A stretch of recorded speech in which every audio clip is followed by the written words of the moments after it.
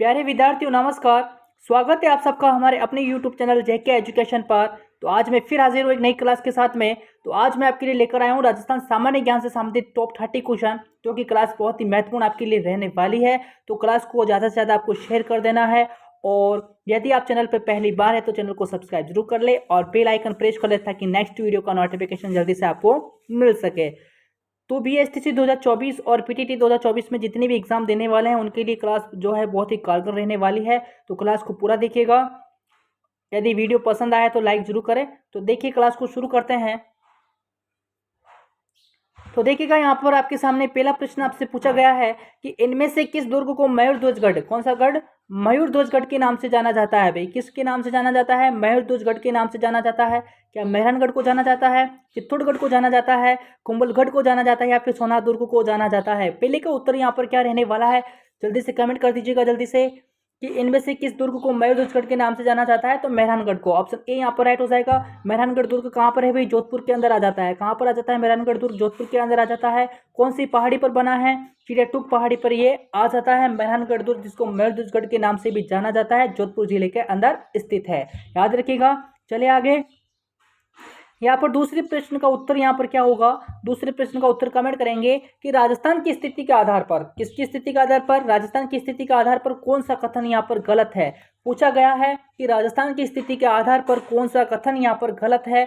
Option A आपके सामने है कि राजस्थान की आकृति विषमकोण चतुर्भुज के समान है क्या? ऑप्शन बी है सबसे छोटी अंतर्राष्ट्रीय सीमा बीकानेर से 168 किलोमीटर है क्या? ऑप्शन सी दे रखा है कुल स्थलीय सीमा 5920 किलोमीटर है। ऑप्शन डी यहाँ पर दे रखा है रेड क्लिफ रेखा की लंबाई 1071 किलोमीटर है। तो कौन सा ऑप्शन यहाँ पर गलत होगा भाई? देखो, राजस्थान की आकृति विषमकोण चतुर्भुज के समान है, ऑप्शन ए यहाँ पर सही है। सबसे छोटी अंतर्राष्ट्रीय सीमा बीकानेर से 168 किलोमीटर है, लगती है ये भी यहाँ पर सही हो जाएगा। कुल स्थलीय सीमा 5920 किलोमीटर है, ये भी आपके कथन सही हो जाएगा। लेकिन ऑप्शन जो डी दे रखा है रेड क्लिफ रेखा की लंबाई 1071 किलोमीटर नहीं है भाई, कितनी है? 1070 किलोमीटर आ जाती है। रेड क्लिफ रेखा की लंबाई कितनी है? 1070 किलोमीटर है, इसलिए ऑप्शन डी यहाँ पर गलत हो जाएगा। ओके, चलते हैं अगले क्वेश्चन की ओर। तीसरे प्रश्न का उत्तर यहाँ पर क्या होगा? तीसरे प्रश्न का उत्तर यहाँ पर बताएंगे कि थार का घड़ा के नाम से जाना जाता है। बताएगा, थार का घड़ा के नाम से किसे जाना जाता है? क्या चांदन नलकूप को कहते हैं, ट्यूबवेल को कहते हैं, कुआं को कहते हैं, या फिर उपयुक्त सभी को कहते हैं? बताइएगा तीसरे प्रश्न का उत्तर यहाँ पर क्या होगा। थार का घड़ा किसे कहते हैं भाई? चांदन नलकूप। ऑप्शन ए यहाँ पर राइट है। ठीक है, चलते हैं अगले क्वेश्चन की ओर। याद रखिएगा, इंपॉर्टेंट क्वेश्चन था। आडावाला पर्वत स्थित है भाई। चौथी प्रश्न का आंसर क्या होगा?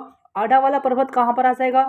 ऑप्शन ए दे रखा है कोटा के अंदर है क्या? ऑप्शन बी है बूंदी के अंदर दे रखा है। ऑप्शन सी है झालावाड़ के अंदर है, या फिर ऑप्शन डी दे रखा है यहाँ पर किरोली के अंदर है। बताएगा आडावाली पर्वत या फिर आडावाला पर्वत कहाँ पर स्थित है? प्रश्न इंपोर्टेंट एग्जाम में पूछा गया भाई, पूछा जा सकता है वापस। तो आडावाला पर्वत कहाँ पर है? बूंदी के अंदर। ऑप्शन बी यहाँ पर राइट हो जाएगा। याद रखिएगा, आडावाला पर्वत कहाँ पर आ जाता है? बूंदी के अंदर आ जाता है। याद रखिएगा, इंपोर्टेंट क्वेश्चन है। चलते हैं अगले क्वेश्चन की ओर। पांचवें प्रश्न का उत्तर यहाँ पर क्या होगा कि बावड़ियों के शहर के उपनाम से जाना जाता है। बताओ, बावड़ियों के शहर के उपनाम से किसे किसे जाना जाता है? क्या किरोली को जाना जाता है? क्या किरोली को जाना जाता है, कोटा को जाना जाता है, बूंदी को जाना जाता है, या फिर झालावाड़ को जाना जाता है? पांचवें क्वेश्चन का यहाँ पर आंसर क्या रहने वाला है? बावड़ियों के शहर के उपनाम से जाना जाता है किसको? बूंदी को। ऑप्शन सी यहाँ पर राइट हो जाएगा। ठीक है, चलते अगले क्वेश्चन की ओर। छठे प्रश्न का उत्तर यहाँ पर क्या रहेगा? छठे प्रश्न का उत्तर कमेंट करेंगे कि राजस्थान की किस पड़ोसी राज्य से सबसे अधिक सीमा लगती है। बताएगा, राजस्थान की किस पड़ोसी राज्य से सबसे अधिक सीमा लगती है? क्या पंजाब की लगती है, क्या उत्तर प्रदेश की लगती है, क्या मध्य प्रदेश की लगती है, या फिर हरियाणा की लगती है? प्रश्न संख्या 6 का उत्तर यहाँ पर क्या होगा भाई? राजस्थान की किस पड़ोसी राज्य से सबसे अधिक सीमा लगती है? तो मध्य प्रदेश के साथ में। ऑप्शन सी यहाँ पर राइट हो जाएगा। कितनी लगती है भाई? पूछा जाए कितनी लगती है, तो 1600 किलोमीटर लगती है। पूछा जाए कि राजस्थान की किस पड़ोसी राज्य से सबसे कम सीमा लगती है, तो पंजाब से लगती है भाई। सबसे कम सीमा किससे लगती है? पंजाब से, 89 किलोमीटर। और सबसे अधिक सीमा जो लगती है मध्य प्रदेश के साथ लगती है, कितनी? 1600 किलोमीटर। याद रखिएगा, इंपॉर्टेंट क्वेश्चन यहाँ से बनता है। चलते हैं अगले क्वेश्चन की ओर। प्रश्न संख्या 7 का उत्तर यहाँ पर क्या होगा कि राजस्थान में अंतर्राष्ट्रीय सीमा का प्रारंभ स्थान कौन सा है? प्रश्न ये भी इंपॉर्टेंट है कि राजस्थान में अंतर्राष्ट्रीय सीमा का प्रारंभ स्थान कौन सा आ जाता है। ऑप्शन ए दे रखा है शाहगढ़ गांव बाड़मेर। ऑप्शन बी दे रखा है लूणकरणसर बीकानेर, ऑप्शन सी दे रखा है गढ़रा रोड बाड़मेर, ऑप्शन डी दे रखा है हिंदूमल कॉट श्री गंगानगर। कौन सा ऑप्शन यहाँ पर राइट हो जाएगा? सातवें क्वेश्चन का आंसर क्या रहेगा भाई? राजस्थान में अंतर्राष्ट्रीय सीमा का प्रारंभ स्थान कौन सा आ जाता है? तो Hindumalkot Shri Ganganagar, option D यहाँ पर राइट है। इंपॉर्टेंट क्वेश्चन है, याद रखिएगा। चलते हैं अगले क्वेश्चन की ओर। प्रश्न संख्या 8 का उत्तर यहाँ पर क्या होगा कि अरावली पर्वतमाला की कुल लंबाई कितनी है? बताएगा अरावली पर्वतमाला की कुल लंबाई कितनी आ जाएगी? क्या 550 किलोमीटर है क्या? 792 किलोमीटर है क्या? 565 किलोमीटर है क्या? या फिर 552 किलोमीटर आ जाती है? अरावली पर्वतमाला की कुल लंबाई कितनी है भाई? 792 किलोमीटर है। ऑप्शन बी यहाँ पर राइट हो जाएगा। राजस्थान में पूछे तो राजस्थान में कितनी है? राजस्थान में 550 किलोमीटर आ जाती है और कुल लंबाई पूछे तो 792 किलोमीटर। ऑप्शन बी यहाँ पर राइट है। चलते हैं अगले क्वेश्चन की ओर। प्रश्न संख्या 9 का उत्तर कमेंट करेंगे। 9 का उत्तर यहाँ पर क्या रहने वाला है कि राजस्थान का निम्न में से वह जिला पूछा है कि राजस्थान का निम्न में से वह जिला जो अंतर्राज्यीय व अंतर्राष्ट्रीय सीमा दोनों रेखाएं बनाता है। क्या करता है भाई? दोनों सीमा रेखाएं बनाता है। कौन सा आ जाएगा भाई? जो अंतर्राज्यीय और अंतर्राष्ट्रीय दोनों सीमा रेखाएं बनाता है, कौन सा जिला है? कि श्री गंगानगर है, बाड़मेर है, दोनों है, या फिर इनमें से कोई नहीं आ जाएंगे? कौन सा होगा भाई 9वें का आंसर? 9वें का उत्तर यहाँ पर क्या हो जाएगा कि राजस्थान का निम्न में से वह जिला जो अंतर्राज्यीय व अंतर्राष्ट्रीय दोनों सीमा रेखाएं बनाता है, कौन सा है भाई? एक तो श्री गंगानगर भी है और बाड़मेर भी है। श्री गंगानगर किसके साथ बनाता है बताइएगा? श्री गंगानगर जो है पाकिस्तान और पंजाब के साथ बनाता है भाई, पाकिस्तान और पंजाब के साथ में। याद रखिएगा, पाकिस्तान और पंजाब के साथ में जो है अंतर्राष्ट्रीय सीमा बनाता है श्री गंगानगर। और बाड़मेर जो है, बाड़मेर किसके साथ में? पाकिस्तान और गुजरात के साथ में। ठीक है, याद रखिएगा, पाकिस्तान और गुजरात के साथ सीमा जो बनाता है अंतर्राज्यीय और अंतर्राष्ट्रीय, वो आपका बाड़मेर जिला है। और पाकिस्तान पंजाब के साथ में अंतर्राज्यीय और अंतर्राष्ट्रीय सीमा जो बनाता है वो श्री गंगानगर जिला यहाँ पर आ जाएगा। ओके, याद रखिएगा, इंपोर्टेंट क्वेश्चन यहाँ पर है। चलते हैं अगले क्वेश्चन की ओर। प्रश्न संख्या 10 का आंसर यहाँ पर क्या रहेगा? 10 का आंसर कमेंट करेंगे कि कौन सी नदी को स्थानीय भाषा में मसूरदी नदी के नाम से जानते हैं भाई? प्रश्न इंपोर्टेंट है। कौन सी नदी है जिसको मसूरदी के नाम से जाना जाता है? क्या काकनी नदी है क्या? साबी नदी है क्या? रूपारेल नदी है या फिर मंथा नदी आ जाएगी? कौन सी नदी है? 10 का उत्तर यहाँ पर क्या रहेगा? 10वें क्वेश्चन का उत्तर यहाँ पर क्या रहेगा? मसूरदी नदी के नाम से किसे जाना जाता है? काकनी और काकनी नदी को, दोनों एक नदी है भाई जिसको मसूरदी नदी के नाम से जाना जाता है। इंपोर्टेंट क्वेश्चन है, याद रखिएगा।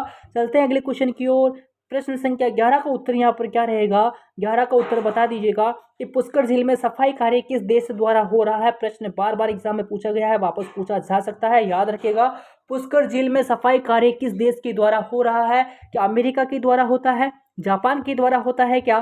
कनाडा के द्वारा होता है क्या? रूस के द्वारा होता है?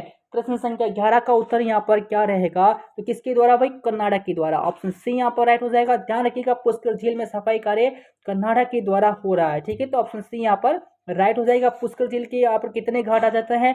52 घाट आ जाते हैं। ठीक है, याद रखिएगा, 52 घाट यहाँ पर आ जाते हैं। चलते हैं आगे। पुष्कर झील कहाँ पर है भाई? अजमेर के अंदर आ जाती है। कार्तिक पूर्णिमा को जो है यहाँ पर मेले का आयोजन होता है, ध्यान रखिएगा। चलिए आगे। 12वें क्वेश्चन का आंसर यहाँ पर क्या होगा कि भारत की सबसे बड़ी नदी घाटी परियोजना कौन सी है भाई? प्रश्न इंपोर्टेंट है, याद रखिएगा कि भारत की सबसे बड़ी नदी घाटी परियोजना कौन सी आ जाती है?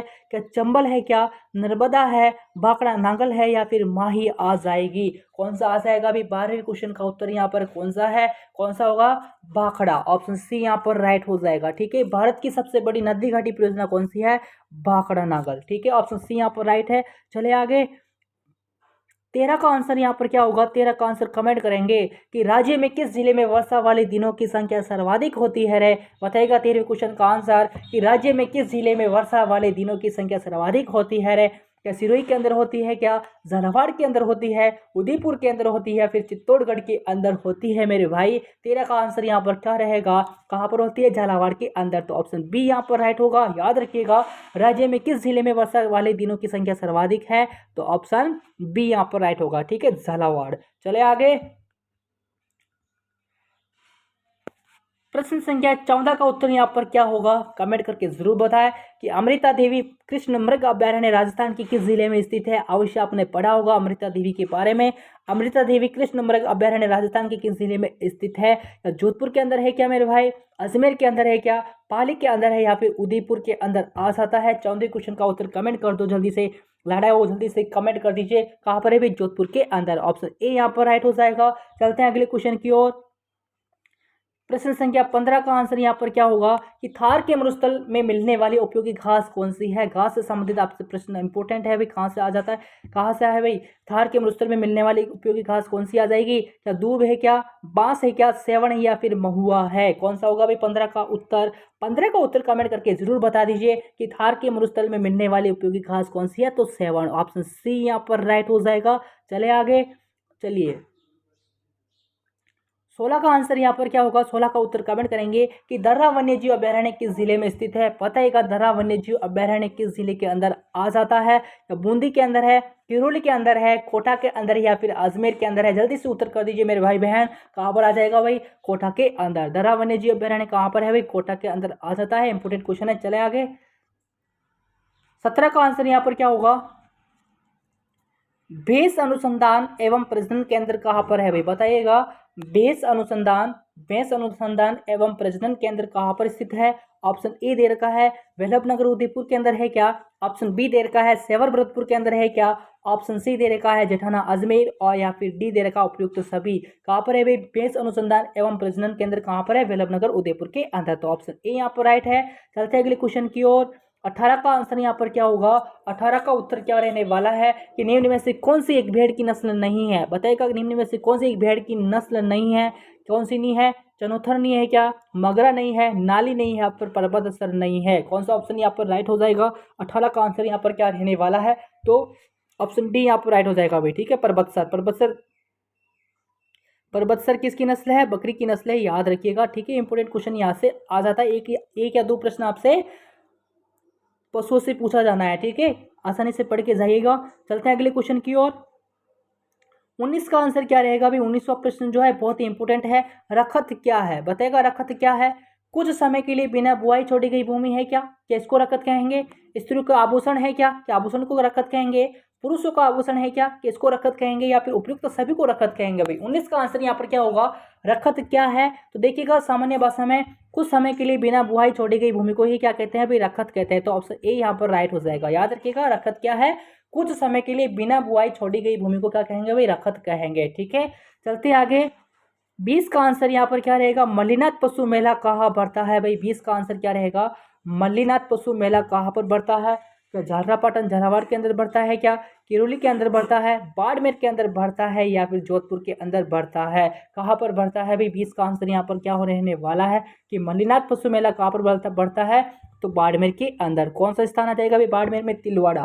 कौन सा है भाई? तिलवाड़ा। बाड़मेर के अंदर जो है मल्लीनाथ पशु मेला बढ़ता है, याद रखेंगे। इंपॉर्टेंट क्वेश्चन यहाँ पर आ जाता है। चलते अगले क्वेश्चन की ओर। प्रश्न संख्या 21 का आंसर क्या रहेगा? प्रश्न संख्या 21 का आंसर यहाँ पर क्या रहने वाला है कि गिरुंड सभ्यता राजस्थान के किस जिले में स्थित है? बताएगा गिरुंड सभ्यता राजस्थान के किस जिले में आ जाएगी? क्या उदयपुर के अंदर है, राजसमंद के अंदर है, भीलवाड़ा के अंदर है, या फिर जयपुर के अंदर है? कहाँ पर है भाई गिरुंड सभ्यता? कहाँ पर है? राजसमंद के अंदर। तो ऑप्शन सी यहाँ पर राइट हो जाएगा। बागोड़ सभ्यता कहाँ पर है? बागोड़ सभ्यता आपकी भीलवाड़ा के अंदर है। ओके, बागोड़ सभ्यता कहाँ पर आ जाएगी? भीलवाड़ा के अंदर। और आहड़ सभ्यता कहाँ पर है भाई? आहड़ सभ्यता आपके उदयपुर के अंदर है, याद रखिएगा। आहड़ सभ्यता उदयपुर के अंदर है। बागुड़ सभ्यता भीलवाड़ा के अंदर आ जाएगी। और गिरोंड सभ्यता कहाँ पर है? राजसमंद के अंदर। और जयपुर में कौन सी सभ्यता है? बेराड़ सभ्यता। जयपुर से संबंधित कौन सी सभ्यता आ जाएगी? बेराड़ सभ्यता कहाँ पर है? जयपुर के अंदर। ठीक है, याद रखना, सभी क्वेश्चन इंपोर्टेंट यहाँ पर आ जाते हैं। चलते हैं आगे। 22 का आंसर यहाँ पर क्या रहेगा? 22 का आंसर कमेंट करेंगे कि कन्हैयालाल सेठिया का संबंध राजस्थान के किस जिले से आता है? प्रश्न इंपोर्टेंट है। कन्हैयालाल सेठिया का संबंध राजस्थान के किस जिले से आता है? या कोटा से आता है, चूरू से आता है, अजमेर से आता है, या फिर झालावाड़ से आता है? 22 का उत्तर यहाँ पर क्या रहने वाला है? कन्हैयालाल सेठिया का संबंध कहाँ से आता है भाई? चूरू से। ठीक है, ऑप्शन बी यहाँ पर राइट हो जाएगा। चले आगे। 23 का आंसर यहाँ पर क्या रहेगा कि पृथ्वीराज रासो के अनुसार गुर्जर प्रतिहारों की उत्पत्ति मानी जाती है? बताएगा 23 का उत्तर यहाँ पर क्या रहने वाला है कि पृथ्वीराज रासो के अनुसार गुर्जर प्रतिहारों की उत्पत्ति मानी जाती है? क्या सूर्यवंशी है, क्या विदेशी मानी जाती है, अग्निकुंड से मानी जाती है, या फिर गुर्जर वंश? कौन सा उत्तर होगा अभी 23 का? 23 का उत्तर यहाँ पर क्या रहने वाला है? पृथ्वीराज रासो के अनुसार गुर्जर प्रतिहारों की उत्पत्ति मानी जाती है अग्निकुंड से। तो ऑप्शन सी यहाँ पर राइट हो जाएगा। कुछ इतिहासकार इनको विदेशी मानते हैं। ठीक है, विदेशी बताने वाले कौन है भाई? कर्नल टोड है। कौन है भाई? कर्नल टोड इनको विदेशी बताते हैं, याद रखिएगा कर्नल टोड जो है इनको विदेशी बताते हैं। चले आगे। और पृथ्वीराज रासो जो है इनकी उत्पत्ति किससे मानते हैं? अग्निकुंड से मानते हैं। तो ऑप्शन सी यहाँ पर राइट हो जाएगा 23 का। चलिए अगले क्वेश्चन की ओर। चलिए 24 का उत्तर यहाँ पर क्या रहने वाला है? 24 का उत्तर कमेंट करेंगे कि गणेश्वर का टीला जहाँ से ताम्रयुगीन अवशेष प्राप्त हुआ है कहाँ स्थित है? बताइएगा गणेश्वर का टीला कहाँ पर आ जाएगा?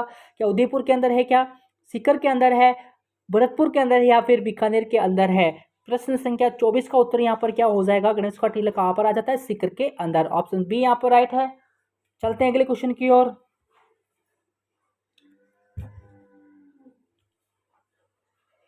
प्रश्न संख्या 25 का उत्तर क्या होगा? बप्पा रावल का देहांत तो हुआ था भाई, कहाँ पर हुआ था बप्पा रावल का देहांत? क्या उदयपुर के अंदर हुआ है, नागदा के अंदर, गोकुंदा के अंदर या फिर राजसमंद के अंदर? प्रश्न संख्या 25 का उत्तर क्या होगा? बप्पा रावल का देहांत कहाँ हुआ था? नागदा के अंदर। ऑप्शन बी यहाँ पर राइट है। चलते हैं अगले क्वेश्चन की ओर। प्रश्न संख्या 26 का उत्तर यहाँ पर क्या रहने वाला है कि बप्पा रावल के वंशज अल्लट ने अपनी दूसरी राजधानी बनाया। किसको बनाया भाई? बप्पा रावल ने, बप्पा रावल के वंशज अल्लट ने अपनी दूसरी राजधानी किसको बनाया? क्या आहड़ को बनाया, क्या मेवाड़ को बनाया, क्या गोकुंदा को बनाया या फिर कुंभलगढ़ को बनाया है? 26 का उत्तर यहाँ पर क्या रहने वाला है? तो ऑप्शन ए यहाँ पर राइट हो जाएगा, आहड़ को। ठीक है, बप्पा रावल के वंशज कौन? अल्लट ने अपनी दूसरी राजधानी किसको बनाया था? आहड़ को बनाया था। इंपोर्टेंट क्वेश्चन है, याद रखिएगा। चलते हैं अगले क्वेश्चन की ओर। प्रश्न संख्या 27 का उत्तर यहाँ पर क्या रहेगा? इंपोर्टेंट क्वेश्चन आ जाता है भाई। इंपोर्टेंट क्वेश्चन है कि जालोर में चौहान राज्य की स्थापना की थी। किसने की थी भी जालोर में चौहान वंश की स्थापना? ऑप्शन ए दे रखा है धर्मपाल ने, ऑप्शन बी है समर सिंह ने, ऑप्शन सी दे रखा है कीर्तिपाल ने या फिर ऑप्शन डी दे रखा है उदय सिंह ने। किसने की भी जालोर में चौहान राज्य की स्थापना किसने की? कीर्तिपाल ने। ऑप्शन सी यहाँ पर राइट हो जाएगा। चलते हैं अगले क्वेश्चन की ओर। 28 का उत्तर यहाँ पर क्या होगा? बताइएगा 28 का उत्तर यहाँ पर क्या रहेगा? पहोबा का युद्ध किन किन के मध्य हुआ है? बताइएगा पहोबा का युद्ध किन किन के मध्य हुआ है? क्या राव मालदेव और राव जयसिंह के मध्य लड़ा गया? क्या राव मालदेव और महाराणा प्रताप के मध्य लड़ा गया है? राव जयसिंह और अकबर के मध्य लड़ा गया है? फिर राणा सांगा या फिर राव जयसिंह के मध्य लड़ा गया है? 28 का आंसर यहाँ पर क्या रहेगा भाई? 28 का आंसर कमेंट करेंगे। पहोबा का युद्ध हुआ कब था भाई? याद रखिएगा 1541 ईस्वी के अंदर लड़ा गया था। कब लड़ा गया था? 1541 ईस्वी के अंदर पहोबा का युद्ध लड़ा गया था। किन किन के मध्य हुआ है? राव मालदेव और राव जयसिंह के मध्य। तो ऑप्शन ए यहाँ पर राइट है। ध्यान रखिएगा राव जयसिंह जो है, जो मालदेव है राव जयसिंह को पराजित करके, मालदेव ने राव जयसिंह को पराजित करके संपूर्ण बीकानेर पर अधिकार कर लिया था। याद रखिएगा मालदेव राव जयसिंह को जो है पराजित कर संपूर्ण बीकानेर पर अधिकार कर लिया था। ओके,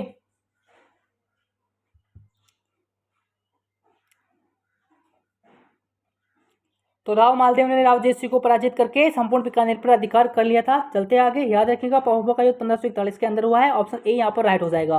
देखिएगा अगला क्वेश्चन है 29 का आंसर कमेंट करेंगे। 29 का आंसर यहाँ पर क्या रहेगा कि विजय सिंह पत्नी ने 1917 में उपरमाल पंच बोर्ड की स्थापना की थी। कब की थी भाई? क्या भाद्रपद शुक्ल द्वितीया को की है, कार्तिक को की है या फिर हरियाली अमावस्या को की है या फिर कोई नहीं रहने वाला है? प्रश्न संख्या 29 यहाँ पर इंपोर्टेंट प्रश्न है, याद रखिएगा। विजय सिंह पथिक ने 1917 में उपरमाल पंचबोर्ड की जो स्थापना की थी, कब की थी? हरियाली अमावस्या को। ऑप्शन सी यहाँ पर राइट हो जाएगा। चलते हैं अंतिम क्वेश्चन की ओर। चंद्रसकी कृति के रचयिता है, बताएगा चंद्रसकी कृति का रचयिता कौन है? क्या अबुल फजल है, क्या कर्नल टोड है, क्या शगुन लीला है या फिर मीराबाई आ जाएगी? 30 का उत्तर क्या रहने वाला है? 30 का उत्तर क्या रहेगा भाई? इंपोर्टेंट क्वेश्चन यहाँ पर आ जाता है कि चंद्रसकी कृति के रचयिता है कौन है भाई? चंद्रसकी कृति के रचयिता शगुन लीला। ऑप्शन सी यहाँ पर राइट हो जाएगा। ठीक है, ऑप्शन सी यहाँ पर राइट है। तो ये थे अपने सामने 30 क्वेश्चन, बहुत ही इंपॉर्टेंट क्वेश्चन थे। तो आप उम्मीद करता हूँ क्लास आपको जरूर पसंद आई होगी, तो लाइक जरूर कर दें। यदि आप चैनल पर पहली बार है तो चैनल को जरूर सब्सक्राइब कर लें और बेल आइकन प्रेस कर लें ताकि नेक्स्ट वीडियो का नोटिफिकेशन जल्दी से आपको मिल सके। और भी क्लासें मैंने प्लेलिस्ट में डाली हुई है, तो आप प्लेलिस्ट में जाकर सभी क्लासें जरूर देख लें और ज़्यादा से ज़्यादा क्लास को शेयर भी करना है। तो मिलेंगे नेक्स्ट वीडियो में, तब तक के लिए नमस्कार।